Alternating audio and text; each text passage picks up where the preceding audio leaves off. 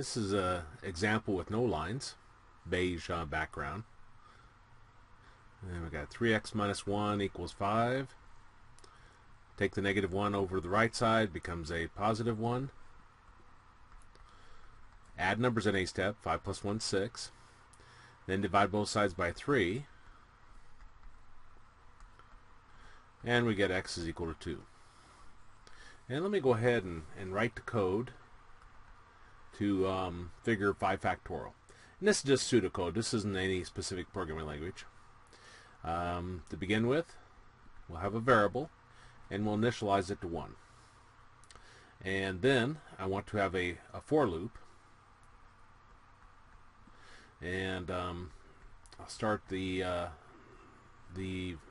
initial value at 1, though 2 would be more appropriate since this is 1, but we'll go with that. I want to continue while x is less than or equal to 5, and then I want to increase x each time through my code. And I said that start out just being pseudocode, but I'm kind of using a specific syntax, and I should have put the curly brackets down there. So we'll calculate factorial is equal to factorial equals. Obviously I would put a little bit more effort into a real video than just doing this on the fly. Actually, let me try to do my writing really nice. Okay,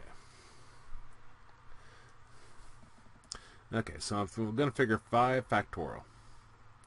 So to begin with, we'll have our variable. We'll set it equal to 1. And then I'm going to have a for loop.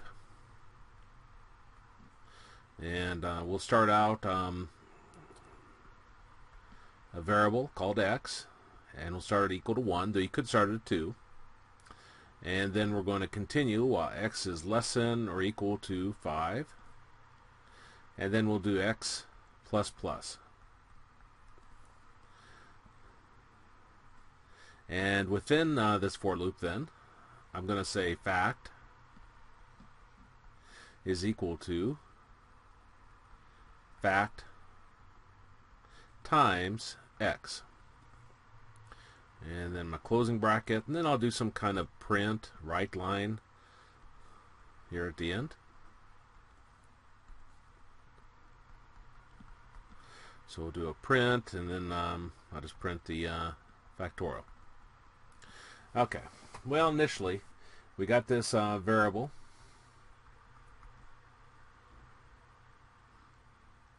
and we initialize it to 1. So the value in here is 1.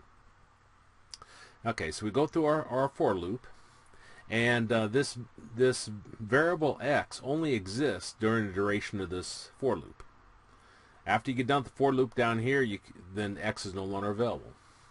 And this tells us initially x is equal to 1. So it sets x is equal to 1. Now this statement right here, fact is equal to fact times x. This fact here on the right side retrieves this 1, and the x retrieves this 1. And 1 times 1 is 1, and then puts that value back into this variable called fact.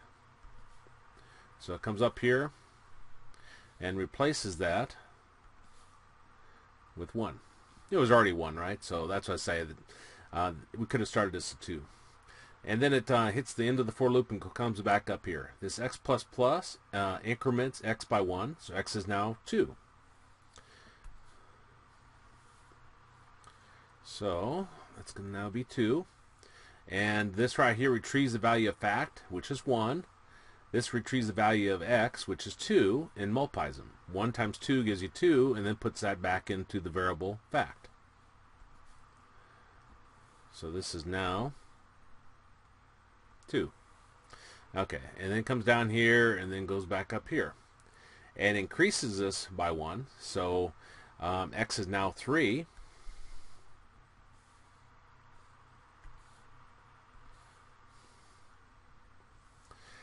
Comes down here, retrieves the value of fact, which is 2, retrieves the value of x, which is 3. 2 times 3 is 6, and puts that back into the variable fact.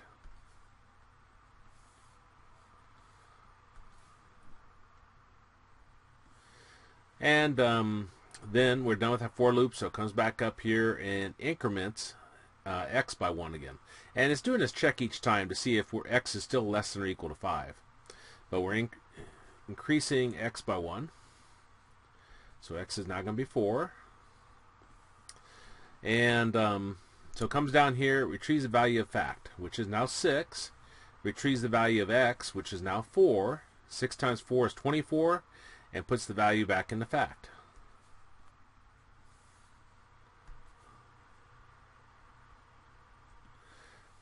Okay, comes down here and then comes back up here to my for loop, increases x by 1.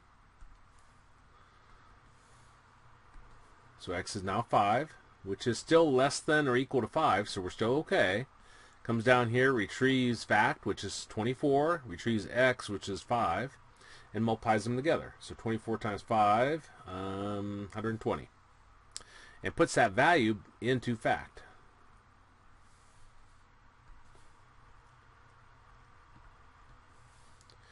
Okay. Then it comes down here, goes back up the for loop, increases x by 1. So x is now 6.